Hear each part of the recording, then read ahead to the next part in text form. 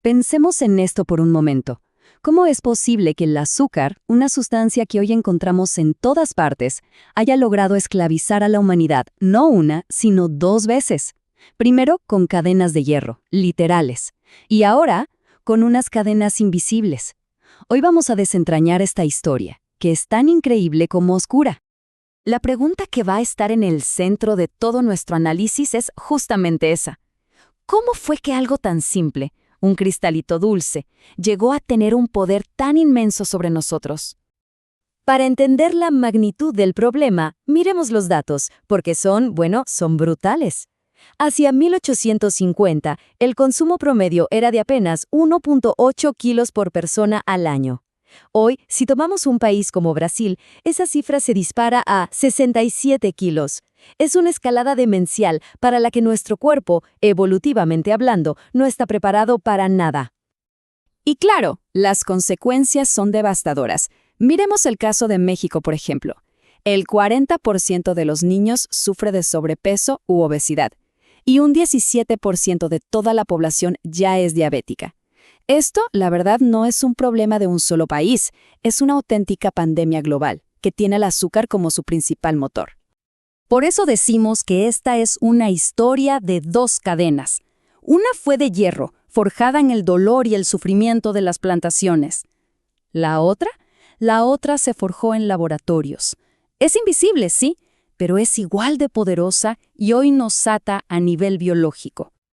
Para entender cómo llegamos hasta aquí, tenemos que hacer un viaje al pasado, a una época en la que el azúcar no era una maldición, sino todo lo contrario, un lujo exótico, un tesoro que era codiciado por reyes y por imperios enteros.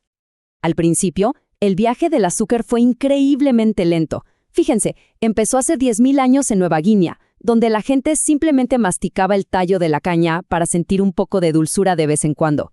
El verdadero punto de inflexión, el que lo cambió todo, fue en la India, en el siglo VI a.C., cuando inventaron la cristalización. De repente, una planta que se echaba a perder se convirtió en un producto que se podía guardar y transportar.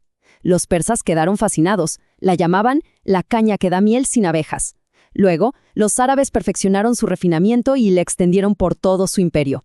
Para la Europa de la Edad Media, era casi como una droga, una especia exótica y una medicina carísima, que se vendía por gramos solo para los más ricos. El momento clave para Europa, sin duda, fueron las cruzadas. Los soldados que volvían de Oriente Medio trajeron consigo el gusto por el azúcar, y eso creó un deseo insaciable en todo el continente. Este nuevo y gigantesco mercado fue, por supuesto, aprovechado por los comerciantes venecianos y genoveses, que se hicieron de oro controlando el flujo de este oro blanco hacia Occidente. Pero toda esa creciente demanda de dulzura estaba a punto de dar un giro muy oscuro. Estaba a punto de manchar la historia del azúcar con el sabor amargo de la esclavitud, construyendo un nuevo orden mundial sobre las espaldas de millones de personas. Y aquí es donde nace una de las máquinas económicas más eficientes y a la vez más monstruosas de la historia, el comercio triangular. El sistema era una especie de círculo vicioso perfecto. Primero, barcos europeos salían hacia África con productos manufacturados, como armas o telas. Segundo, en África, intercambiaban esas mercancías por seres humanos capturados, que eran hacinados en condiciones infrahumanas para el brutal pasaje del Medio a través del Atlántico. Y finalmente, en las Américas, los que sobrevivían eran vendidos y los barcos volvían a Europa cargados hasta arriba con el fruto de ese trabajo esclavo, azúcar, ron y tabaco. Las cifras son muy difíciles de procesar. Más de 12 millones de personas fueron arrancadas de sus hogares en África. Pero el dato clave aquí, el que conecta todo, es que más de la mitad de ellos, entre 6 y 8 millones, tenían un destino muy específico: las plantaciones de azúcar. Ellas eran el verdadero motor de toda esta tragedia humana. Y esta frase creo que lo resume todo. No se trataba simplemente de trabajo duro. Era un sistema de exterminio deliberado, un infierno calculado para exprimir hasta la última gota de vida humana con tal de maximizar las ganancias. La esperanza de vida de una persona recién llegada a una plantación de azúcar era de 5 a 7 años. ¿Por qué tan poco? Porque el sistema estaba diseñado para eso. Imaginen, jornadas de 18 horas durante la cosecha, el peligro constante de los machetes y las calderas de agua hirviendo, la violencia sádica de los capataces, dietas que apenas los mantenían vivos y la destrucción sistemática de las familias. Para los dueños, económicamente era más rentable trabajar a la gente hasta la muerte y simplemente comprar más. Pero la opresión nunca dura para siempre. En 1791, en San Domingue, que era la colonia azucarera más rica del planeta, el pueblo esclavizado dijo ¡basta!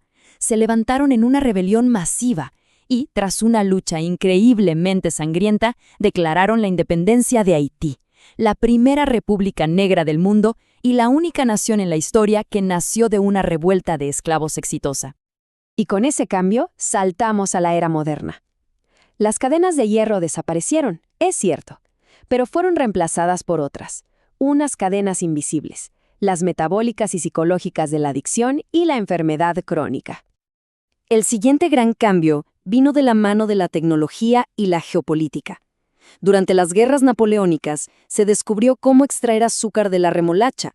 De repente, el azúcar ya no era un lujo tropical que dependía de barcos y esclavos. Ahora se podía producir en masa y barato en la propia Europa. Su precio se desplomó y se convirtió en la gasolina calórica, rápida y asequible para las masas de la revolución industrial.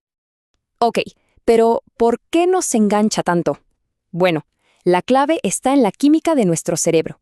Cuando comemos azúcar, nuestro cerebro libera dopamina, el mismo neurotransmisor del placer que se activa con drogas como la cocaína.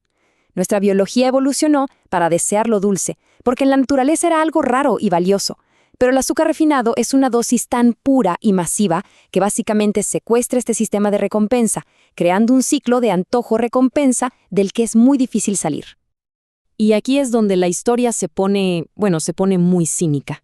En los años 60, cuando la ciencia empezó a sospechar del azúcar, la industria no se quedó de brazos cruzados. En 1965, le pagaron en secreto a científicos de Harvard para que publicaran un estudio que desviara la atención y culpara a la grasa de las enfermedades cardíacas.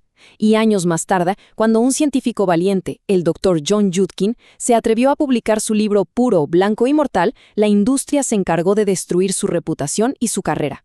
Lo silenciaron. La consecuencia directa de ese engaño la vivimos todos. Fue la famosa era baja en grasa. La industria empezó a vender productos light y saludables quitándoles la grasa. Pero ¿qué pasó? Que para que la comida siguiera sabiendo bien, tuvieron que añadirle cantidades masivas de azúcar. Así que el público, pensando que estaba comiendo sano, terminó consumiendo más azúcar que nunca, escondido en todo tipo de alimentos procesados. Y todo esto nos trae al presente. Ahora vamos a ver las tácticas de la industria alimentaria global hoy en día y la lucha que se está dando por la salud pública. La pregunta es, ¿podemos realmente aspirar a un futuro más saludable? El manual de la industria moderna es muy sofisticado. Pelean con uñas y dientes contra los impuestos a las bebidas azucaradas. Se oponen a que haya etiquetas de advertencia claras en los productos. Financian sus propios estudios para generar confusión científica. Y, lo que es quizás lo más grave, apuntan directamente a los niños con su marketing, para crear adictos de por vida, sobre todo en los países en desarrollo, donde las regulaciones son más débiles. Y si hace falta un ejemplo que sea, indignante, miren esto. Una investigación reciente descubrió que Nestlé vende sus alimentos para bebés en Europa, en países como Suiza o el Reino Unido, sin azúcar añadido. Sin embargo, exactamente los mismos productos que venden países del sur global, como Filipinas o Sudáfrica, están cargados de azúcar. Están literalmente programando el paladar de los bebés para que deseen lo dulce desde la cuna, pero solo en los mercados menos regulados. Es fundamental que entendamos esto. El daño del azúcar va mucho más allá de ser calorías vacías. Un exceso de azúcar inunda nuestro hígado, y el hígado, al no saber qué hacer con tanto, lo convierte en grasa. Esto lleva directamente a la enfermedad del hígado graso no alcohólico, a la resistencia a la insulina y a la inflamación crónica, que es la raíz de casi todas las grandes enfermedades de nuestra era: diabetes, problemas cardíacos e incluso demencia. Y esta cita final creo que lo resume todo de una forma escalofriante. Las plantaciones de hoy son nuestros propios cuerpos. La cosecha es el beneficio a largo plazo de las enfermedades crónicas. El sistema ha cambiado de forma, claro, pero el modelo de explotación sigue ahí, solo que ahora lo que se extrae es nuestra salud. Lo que nos deja con esta pregunta final, una pregunta para todos nosotros. ¿Vamos a seguir siendo consumidores dóciles dentro de un sistema que se beneficia de la enfermedad? ¿O vamos a convertirnos en agentes de cambio? Las cadenas de hoy son invisibles, sí, pero la libertad, como lo fue siempre, es algo que debe ser conquistado.